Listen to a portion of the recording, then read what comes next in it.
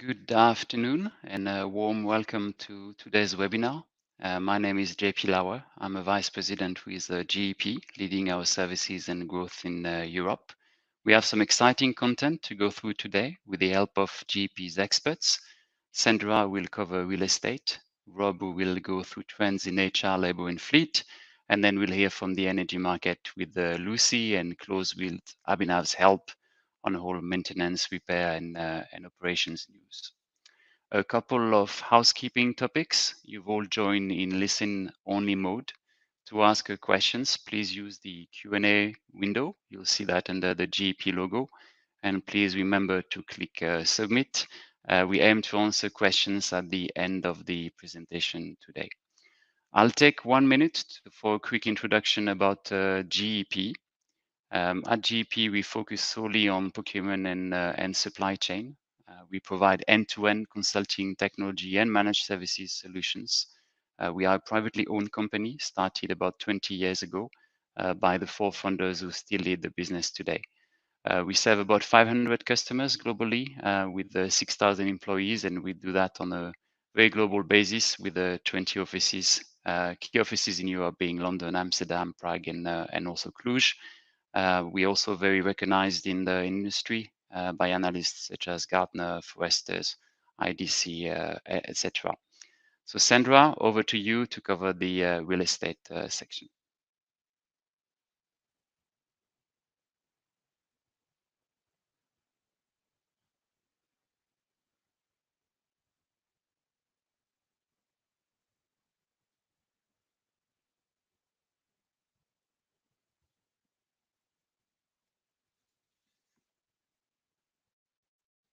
Thank you, JP.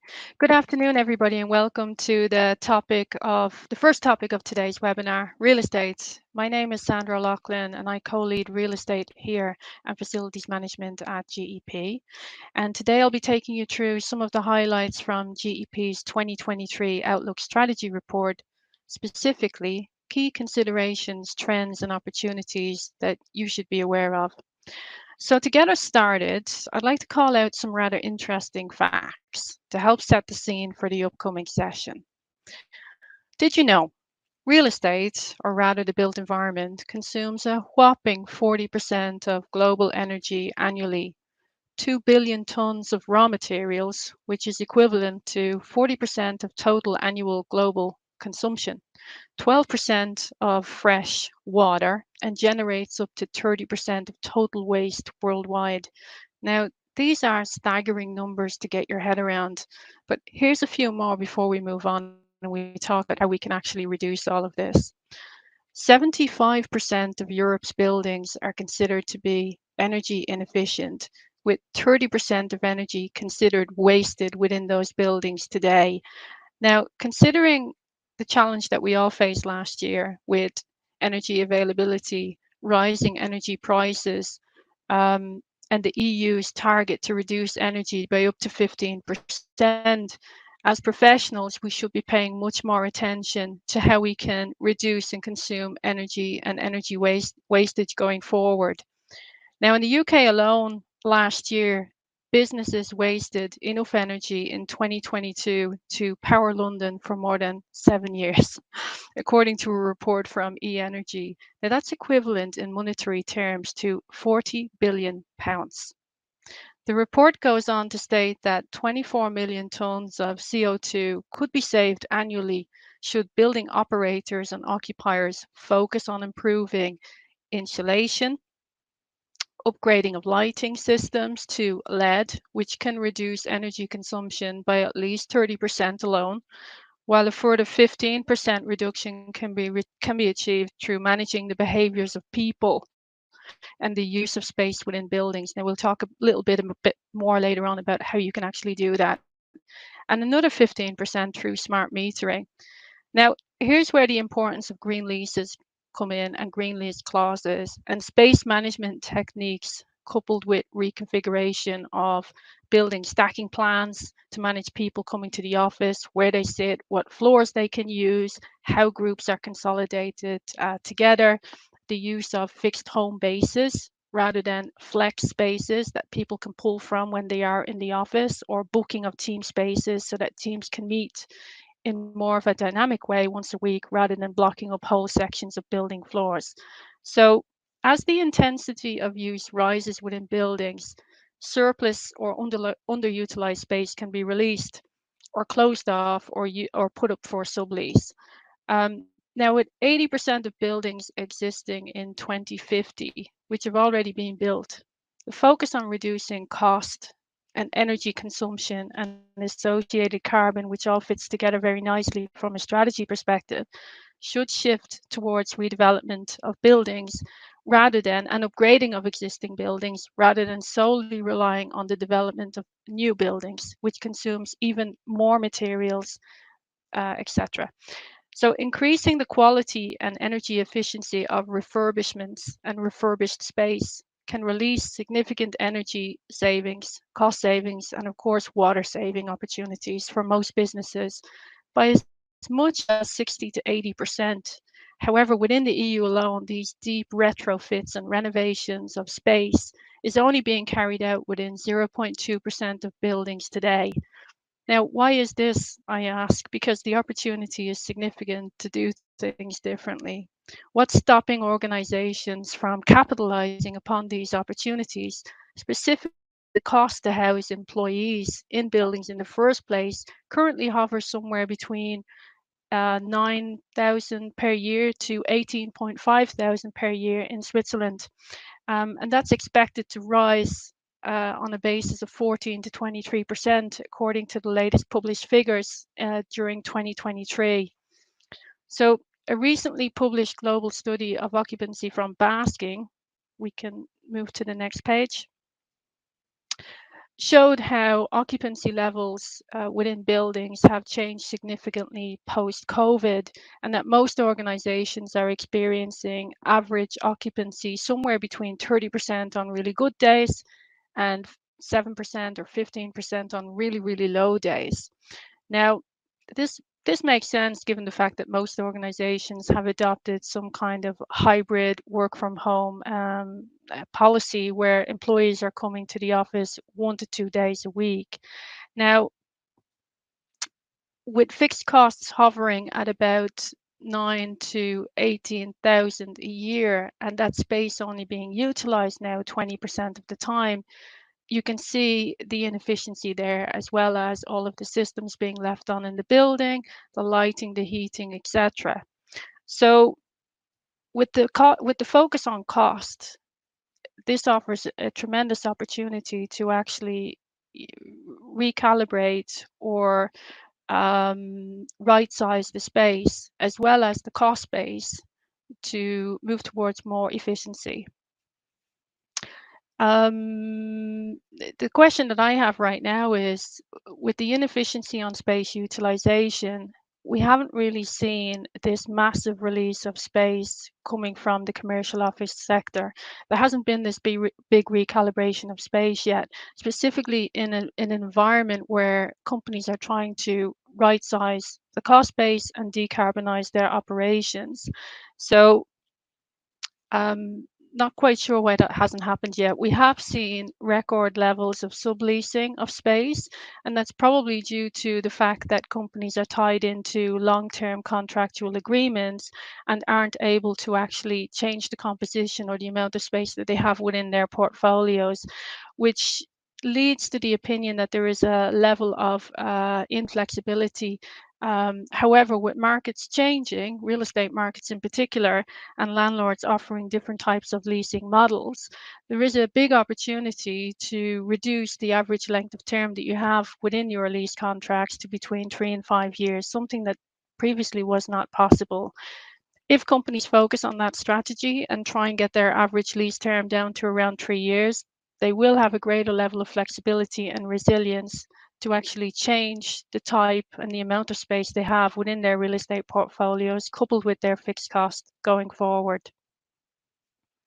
Now, smart companies also going forward will start to track key KPIs such as desk utilization, square meter per FTE, cost per FTE, in line with the numbers of the days that employees are actually showing up to the office in the first place. And they'll start to share this information with some of their key FM service providers to allow them in turn to plan for occupancy within that building. How many people are coming to the office that week? How many plates do we need to prepare from a catering perspective? What floors are going to be used for that week? Considering the fact that not that many people will show up on a Monday and a Friday, and that peak days will be Tuesday and Wednesday, as an example. So this will allow both service providers and companies to actually reshape or recalibrate their service cost base and connect it to occupancy and future occupancy trends connected with those buildings in order to avoid wasted materials, wasted energy use, and unnecessary cost. Now, companies should be trying to track utilization through various different methods. One of the methods and easiest ways to do it is sensors via docking stations, as an example. Pre-COVID, most portfolios had up to 40% surplus space, meaning there was a high level of underutilization and trapped cost. Now, post-COVID, that's only increased. It's gone up to as much as 50, 60, 65% plus. But yet, systems are still left on in buildings. FM services, cleaning, etc., has not been recalibrated to actual use today. So the opportunity is significant. Energy efficiency reduction, as I've spoken about earlier, is one of the most significant ways to reduce cost, waste, and greenhouse gas emissions. But in order to do this, we need to increase the intensity of use within buildings themselves. Closing off floors, adjusting HVAC settings, increasing utilization rates, and even targeting, desk to employee ratios of 0.6, 0.5 are becoming norms, but not that many companies as yet are actually applying them to the portfolio themselves. By adjusting heating within buildings by at least 1 degree, it could deliver immediate savings of up to 10%. They're all small measures that can be taken, but they do have a big impact. HVAC systems and cooling in the summer, latest recommendations are saying not to actually do that unless the internal temperatures rise above 25 degrees. So I hope I've given you some ideas as to what you can do within your own portfolio. And I think one of the big call outs from the slide you're looking at the moment is in the top left-hand corner, where it mentions the average peak occupancy and the difference between the opinion of employees when they would come into the office versus the actual. There's a big gap between the two. So planning against expectation is creating an awful amount of surplus space, surplus cost, and surplus service provision. Planning against actual use and actual occupancy and tracking what that is, particularly in the larger buildings, will give you a greater, a more accurate forecast of what's needed from a service perspective and also from a space perspective. So I hope I've given you a couple of things to think about today. And I'll now hand over to my colleague, Rob Jones, who'll take you through some of the big opportunities within HR and fleet. Thank you very much.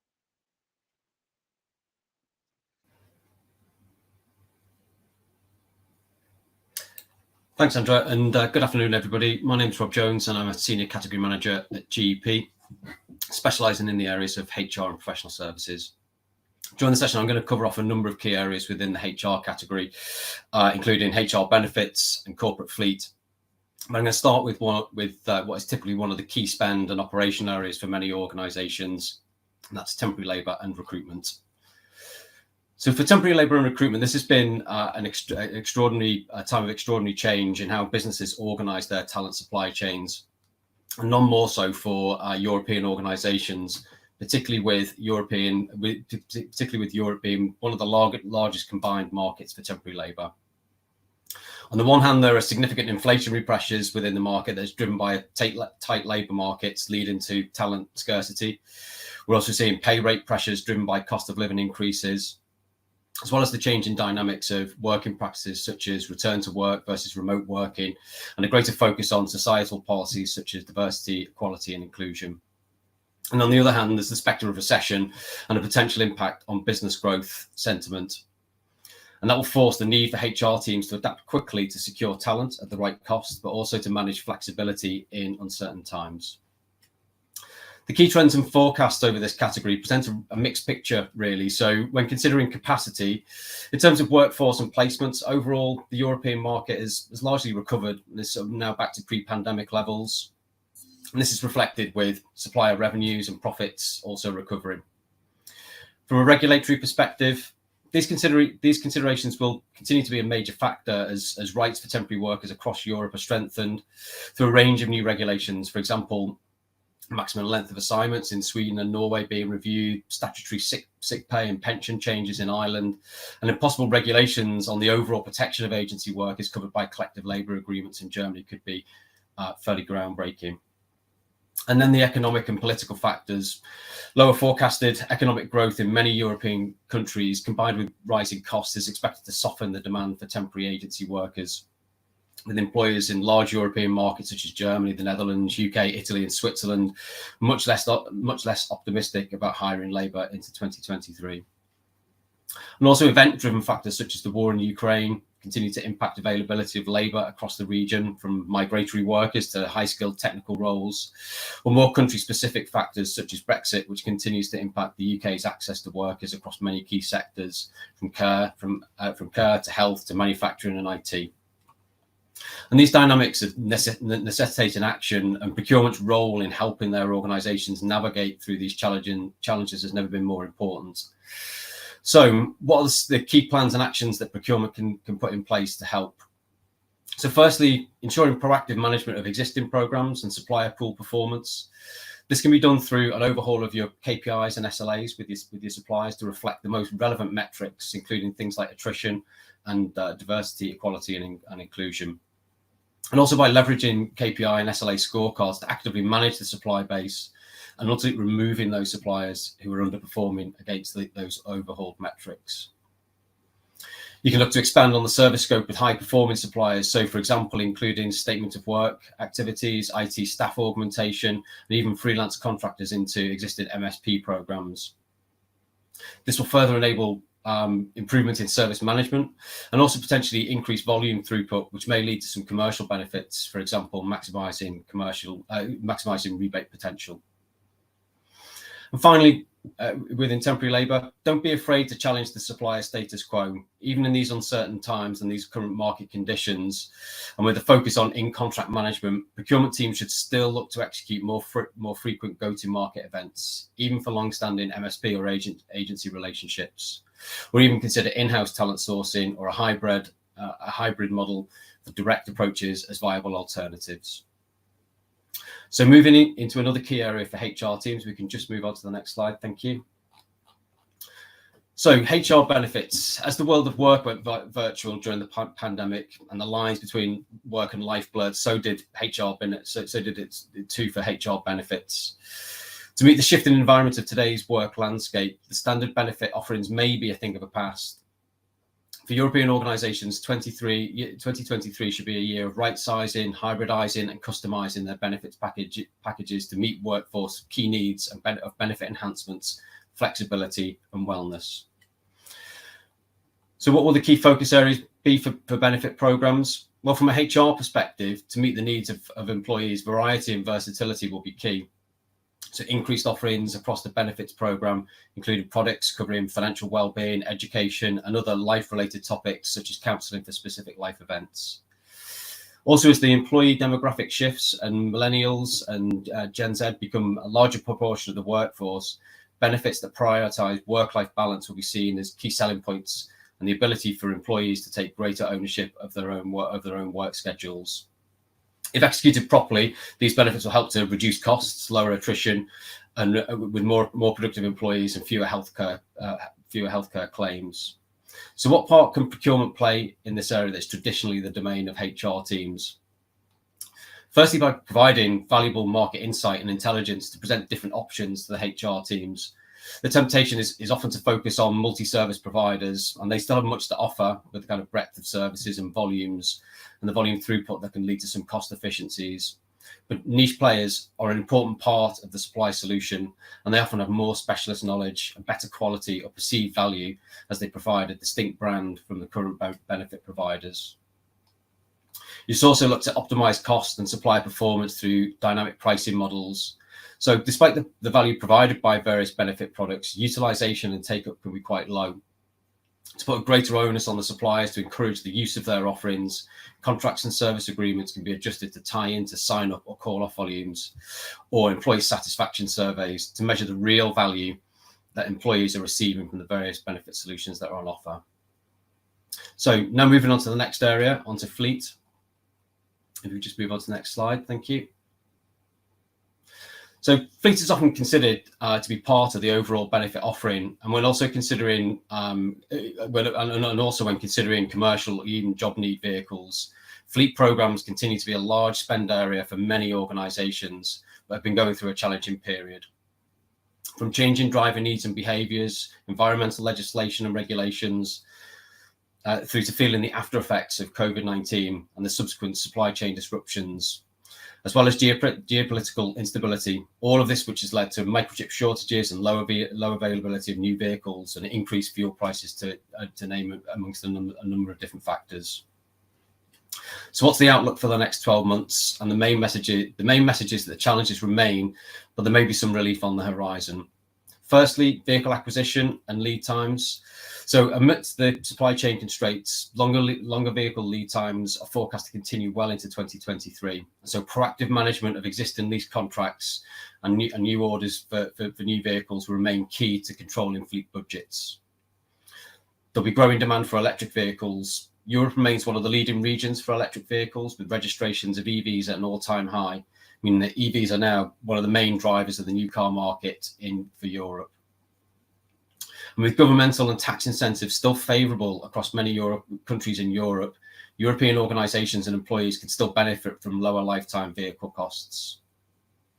Residual values, they're forecasted to remain at current inflated rates in Europe until 2024, which will provide some positive relief to monthly lease costs, and to an extent will offset some of the increases in potential increases in list prices.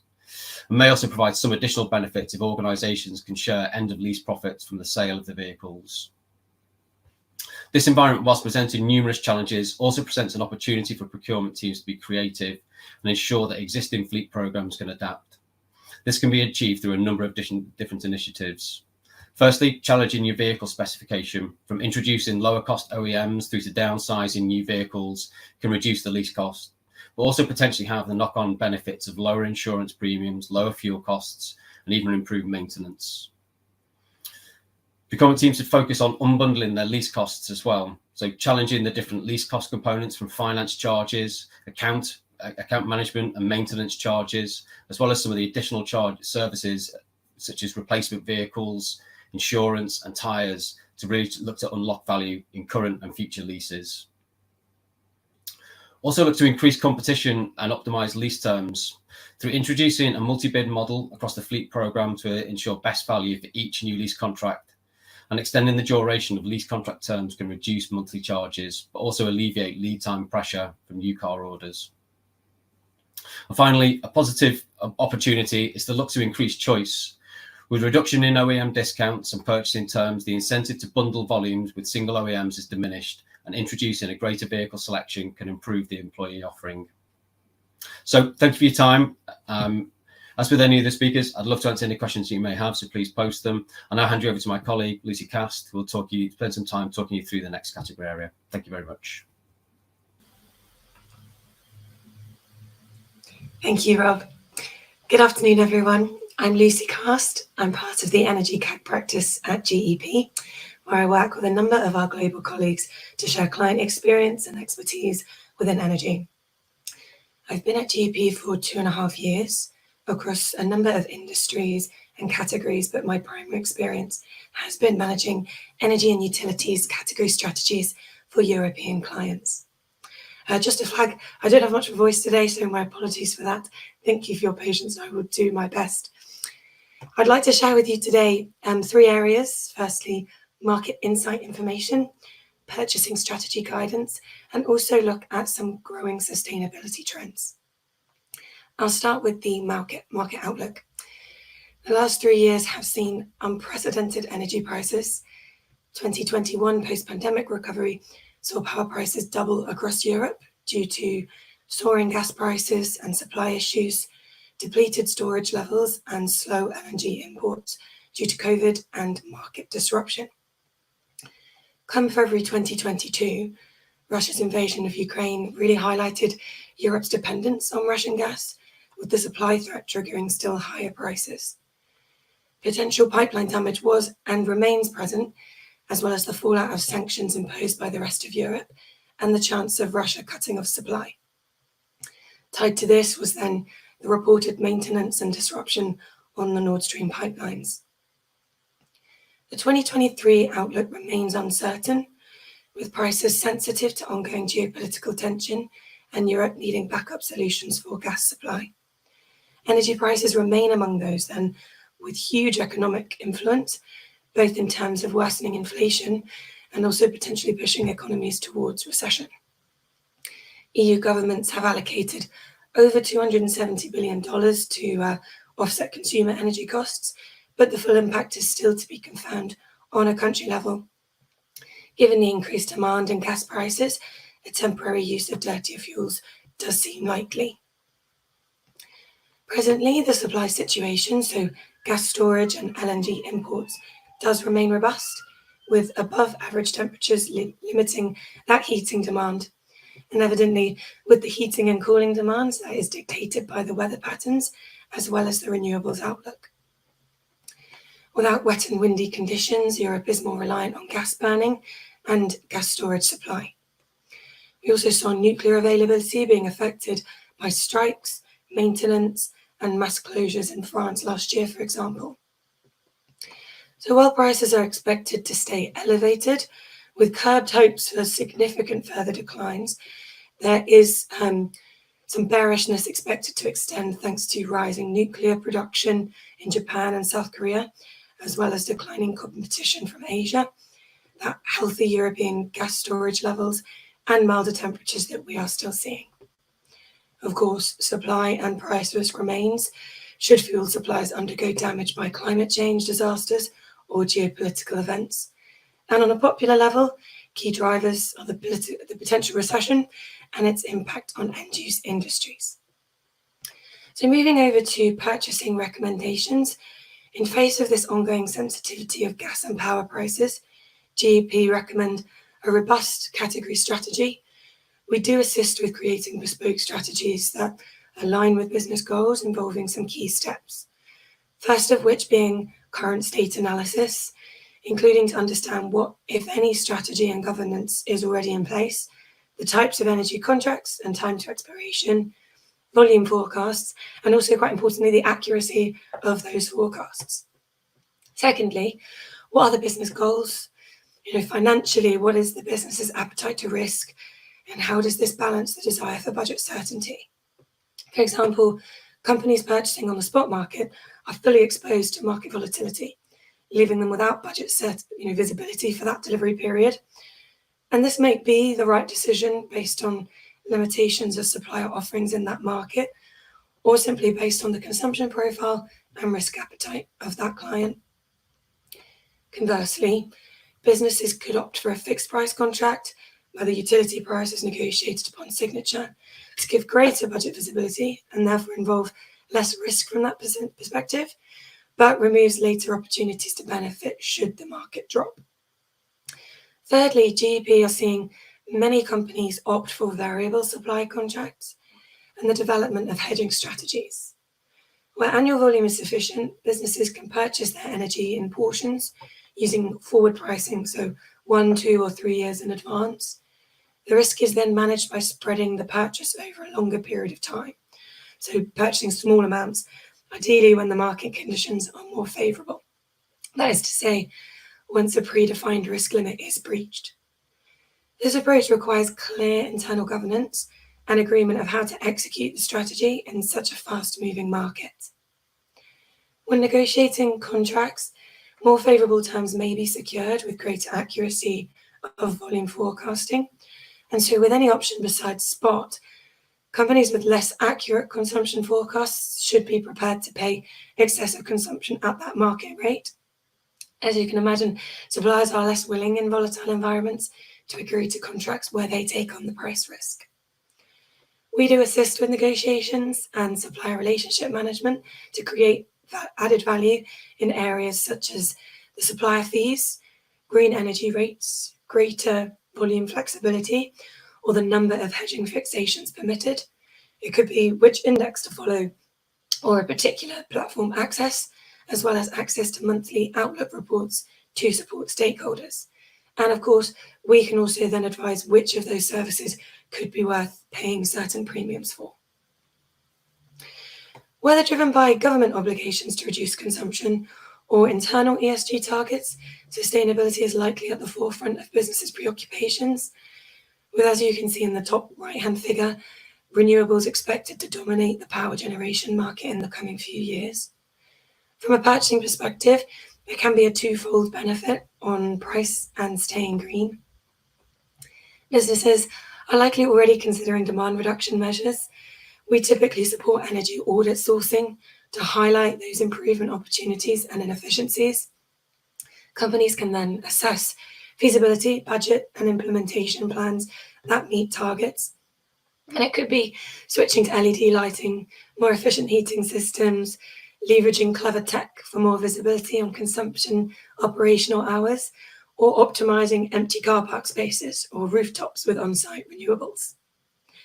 Green energy is then tracked through energy attribute certificates. You might know them as EACs or RECs, guarantees of origins, white certificates, but these are the official trading mechanism that shows investment in renewables and is also what companies use to testify to their targets being met. They're negotiated either with energy suppliers directly, and it's also possible to purchase through brokers. Purchasing through suppliers likely comes with a comparative premium, but is more traceable, and there are country-specific factors and limitations to consider with either option.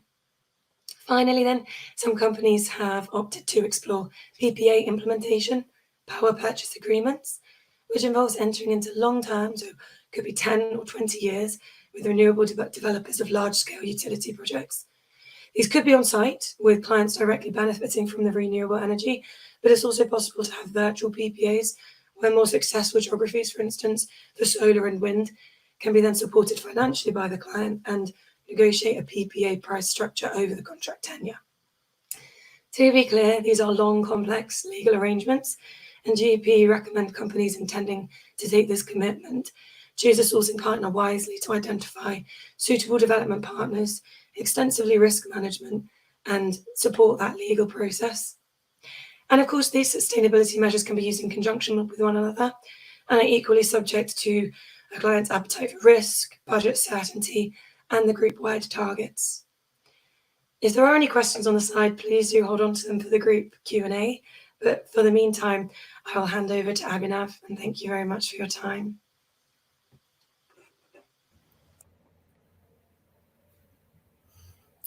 Thank you, Lucy, for walking us through your thoughts on energy procurement.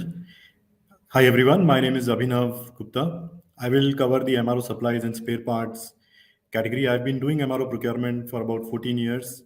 Prior to that, I was working as a maintenance engineer at the start of my career before I switched to procurement consulting. So a lot of MRO exposure overall. In the next few minutes, I will talk about the key European MRO trends, and then I will cover a few key recommendations for optimizing the category. These might be useful for MRO procurement managers, MRO maintenance managers, etc. To start with, for the trends, on the MRO demand, we have seen that the MRO demand has been rising after the first COVID year, which means after 2020. We have seen a continuous rise in the demand. We expect the demand to continue to rise in 2023 as well, but the rate of demand growth will be slower than 2022. There are very clear signs of a upcoming slowdown in 2023, and that will impact the demand growth. Some of the factors that will drive the demand is one, there are a number of industries which themselves will have resilient demand, and they are customers of MRO. So they will feed into the MRO demand. Also, there is an ongoing trend of nearshoring of manufacturing by a number of European businesses, wherein they are bringing some of the manufacturing back from Asia to Europe. So that will also drive some of the demand in the region. On the pricing front, we do expect a price reduction trend. In fact, we are already seeing that price reduction in the MRO projects we are doing, GEP is doing with our clients. Some of the factors which are driving this price reduction trend are: one, the inflation has peaked in 2022, and now the inflation is on a downward trend, and we expect the inflation to ease off and decline to about 3.5 to 4% later in 2023. Similarly, the metal and steel price indices are also on a downward trajectory, and that is causing lower raw material input costs. So these are some of the factors for the lower pricing. It's worthwhile to mention that while the pricing is expected to be lower, we don't expect the pricing to be as stable as it was pre-pandemic. There are a lot of ongoing macro factors and supply chain issues like the Ukraine crisis, the Chinese COVID situation, etc. So they will likely continue to cause volatility in the pricing this year. A couple of other trends, and then I will switch to recommendations. Customer buying behavior, the adoption of self-service digital buying channels has been accelerated due to the pandemic, and it's a trend we expect to see growing in the future years, and it's a trend which is here to stay. On the maintenance front, we are seeing firms pushing more and more to proactive approaches to maintenance, which is predictive maintenance and preventive maintenance. So that's what we are seeing on the maintenance front. So that's as far as the trends were concerned. Let me switch to recommendations.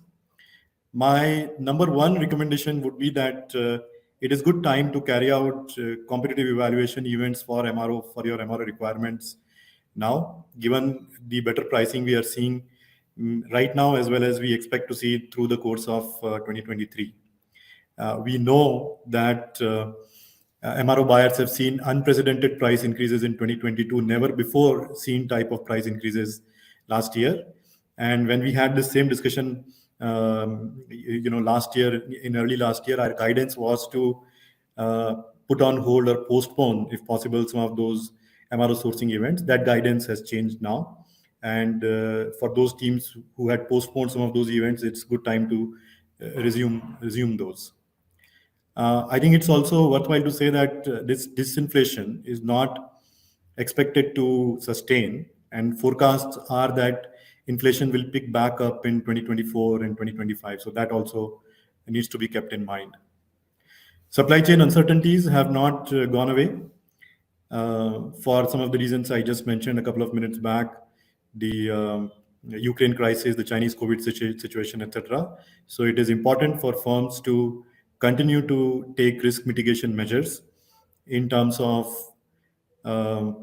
ongoing monitoring and adjustment of safety stock levels, particularly for critical parts, for ensuring production continuity. Supplier relationship management is also very key.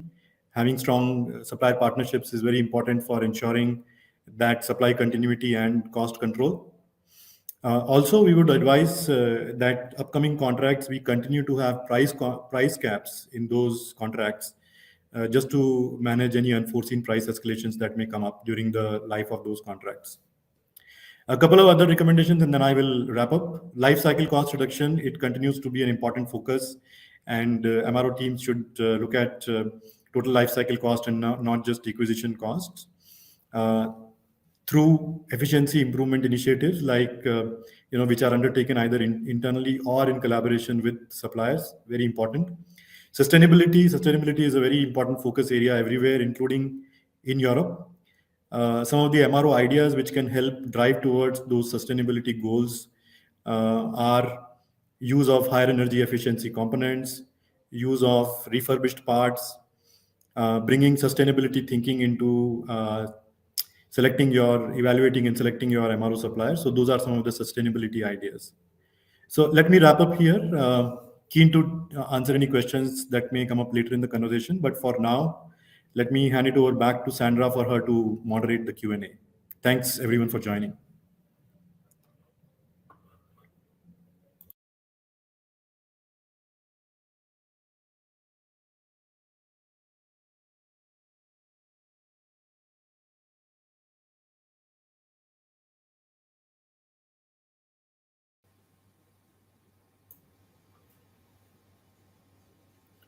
We'll switch to Sandra's screen very quickly here.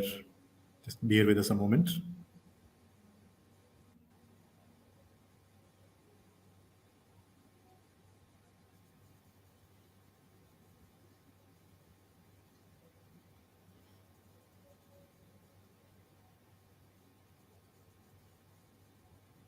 But while we are doing that, please feel free to enter your questions in the chat.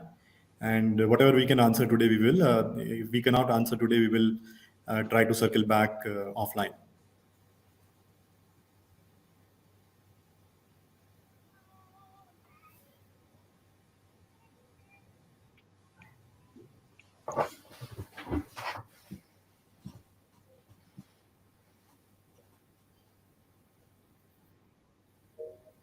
Thank you, Abhinav, for taking us through MRO, and welcome back, everybody. Now that we've heard from all of our experts today, we will start the Q&A, and I see a number of questions have been dropped into the box, and it looks like the first lucky person we're going to go to is Rob. Rob, the first question is for you. With pay rates increasing, what can procurement do to manage what is the highest proportion of temporary labour costs? Okay, it's a great question. Thanks, Sandra. Yeah, I mean, it's traditionally a really, really difficult area because it's probably from a procurement perspective, because it's probably the part of the cost that we have the least influence over. So you know, we can always look at the agency costs and even some of the statutory costs to a large extent, but pay rate is a real challenge. What we're seeing from lots of organisations, lots of procurement organisations, is to really look at a number of different areas actually. So first of all, it's kind of rate benchmarking. Can depend on the role and the types of roles. So kind of your blue collar workers can be more difficult to benchmark rates, not impossible, but certainly for your white collar workers, IT, financial services, those sorts of organisations, be able to sort of benchmark those rates and just make sure that you're kind of paying within the market norms is one way that you can look to control the rates. You can also look at some additional benefits that the organisations might be able to provide to your temporary labour. Now, this is obviously subject to employment regulations and the likes, but you may be able to provide some additional benefits that you know, for the temporary labour that work at a particular sites. Is particularly prevalent in kind of the manufacturing type, blue collar type workers. And it can also be led a little bit by your organisational strategy as well. So you know, you're going to be more cost focused or quality focused in terms of the temporary labour. So I think the main area for me is about how do you manage the cost. Is more around kind of demand. So how can we make sure that we've got the right number of temporary labour for any particular activity or assignment? So, and that's about working really closely with stakeholders, both internal and obviously your external and suppliers as well. Looking to improve your forecasting, your planning, utilising technology solutions if you have them in place, really to kind of optimise the amount of resource that's required, as I say, for that assignment. So hopefully that answers the question. Thank you, Rob. That was a great explanation. Thank you. And now I think we can move across to Lucy, if your voice is able for it. The next question is for you. What level of market intelligence or pricing data do businesses need to implement a successful hedging strategy? That sounds very complicated. No, actually, I think that makes perfect sense. It's one of the first things that comes to us, particularly as we know some levels of market intelligence can be very costly. So your step one is to identify current sources of information within the business. Do you have a degree of expertise internally? Or is there a requirement perhaps to outsource the energy procurement function? And that might be to an experienced risk manager. Secondly, of course, how much effort does your strategy need? Obviously a variable or hedging contract will require more than a fixed price contract throughout the contract tenure. If you're looking, for instance, to implement stop losses based on percentage market change, then evidently you're going to need daily market price monitoring, which begs the question, what level of investment is a business willing to take on? Reuters and Bloomberg are expensive data sources that specialized energy consultants would have access to, but typically not our clients, depending on the maturity of the business. So my recommendation would be, first of all, what free information can you have? Ask your suppliers. You'd be surprised how many offer weekly market updates, newsletters, extensive online platforms designed to facilitate the hedging process. And as you would ordinarily look to really enhance those relationships, what strategies are they typically seeing work successfully? And off the back of that, what innovation can they offer to support your business? For those kind of more mature companies, and particularly the big consumers, where we might be seeing the energy procurement function outsourced, as a minimum, we would look to have a monthly call comprised of an energy committee, so that kind of key governance internally when it comes to building your stakeholders who will make those important decisions, sometimes without much time to do so. You'll likely have a key account manager to handle the supplier relationships, contract management, hedging execution, but also that portfolio manager who will lead the monthly calls, deliver regular market insights to guide and support decision makers. So yes, when you're outsourcing, there's a paid element to that, but less so versus kind of directly doing it yourself with some of these paid websites that don't necessarily lend themselves to people without that experience themselves.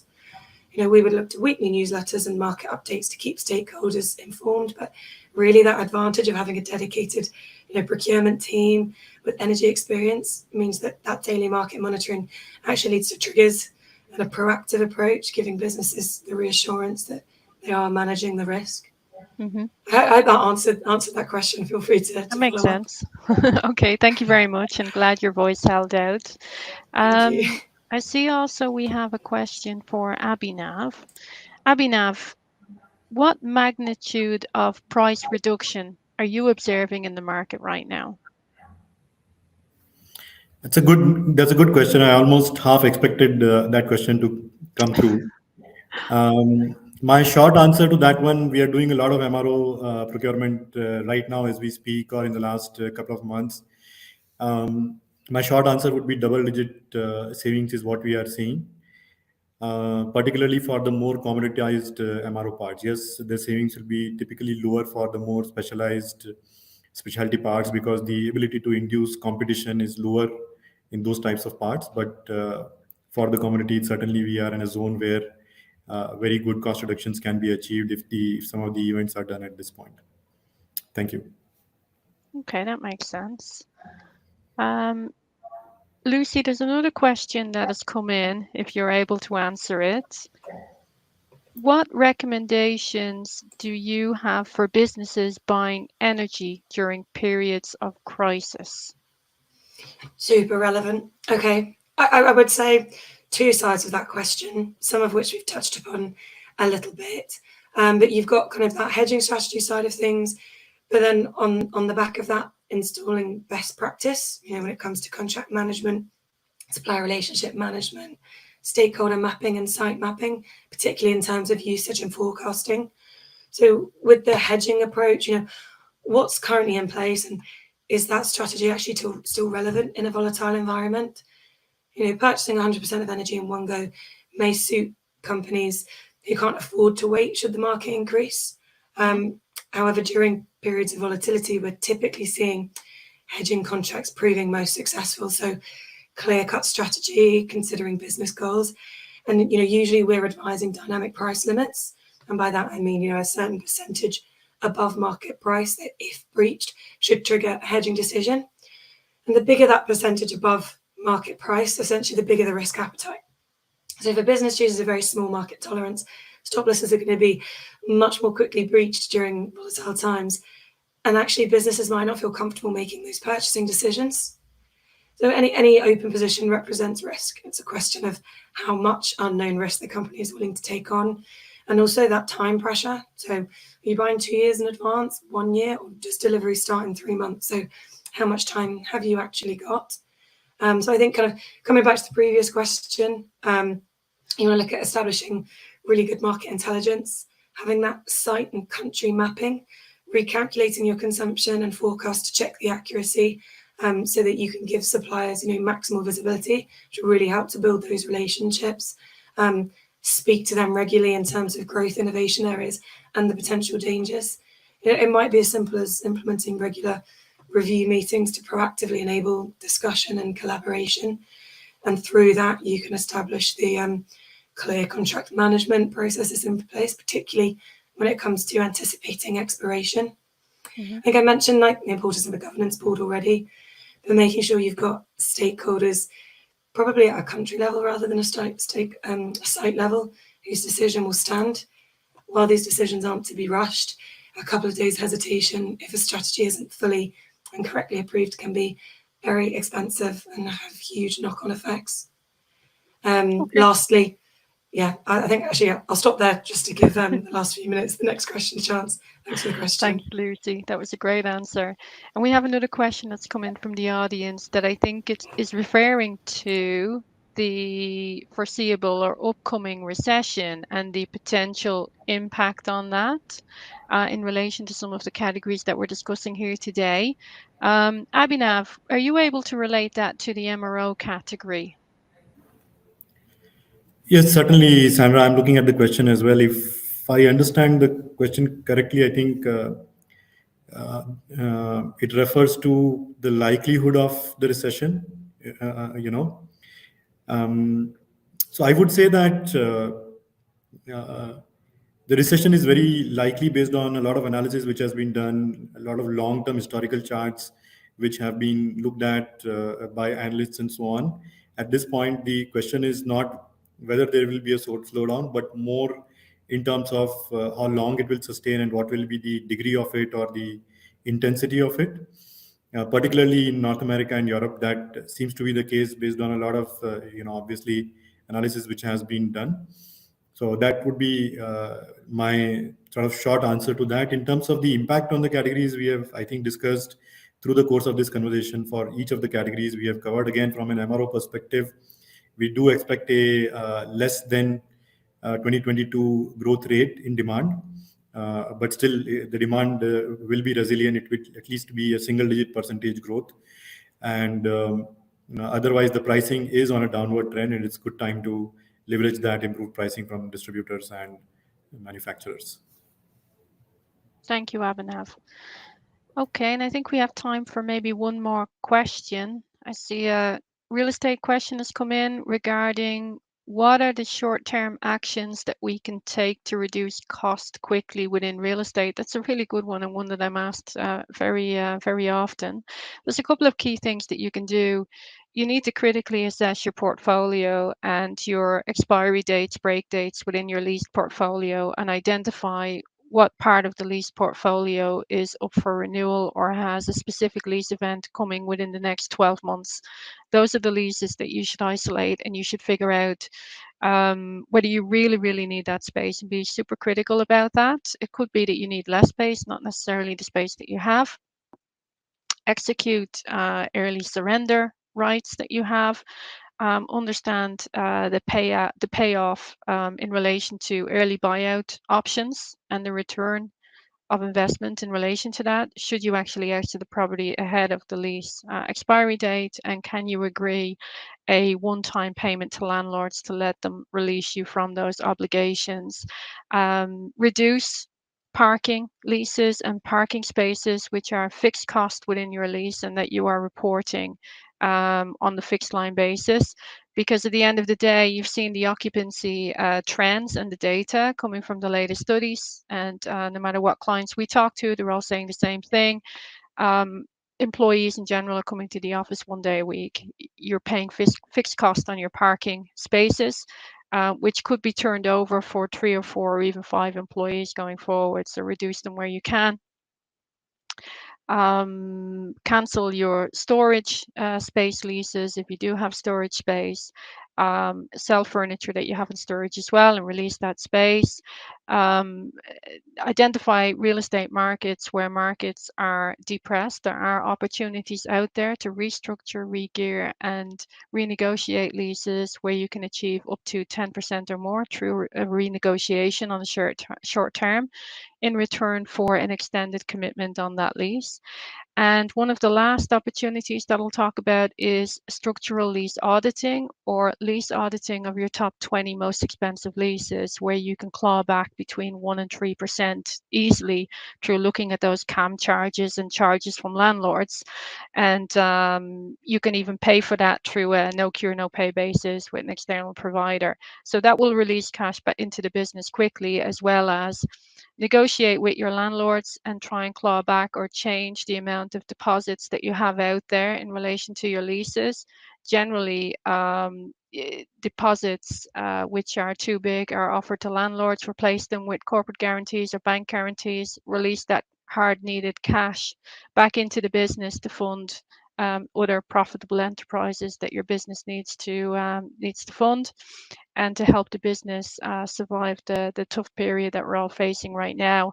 And I think lastly as well, switching to low carbon building materials, considering the fact that building materials like steel, cement, etc., have increased up to 33% in cost since the pandemic actually showed up. So switching to low carbon alternatives and also leaner structures, standardizing the specification of the design in the first place and taking out the bespokeness will reduce costs significantly in the area as well. I'm just checking, do we have time for one final question? Yeah. Just checking if we can take one more. No, I think we've covered all of them. So with that then, I would like to thank you for your participation and for listening in to all of our experts today.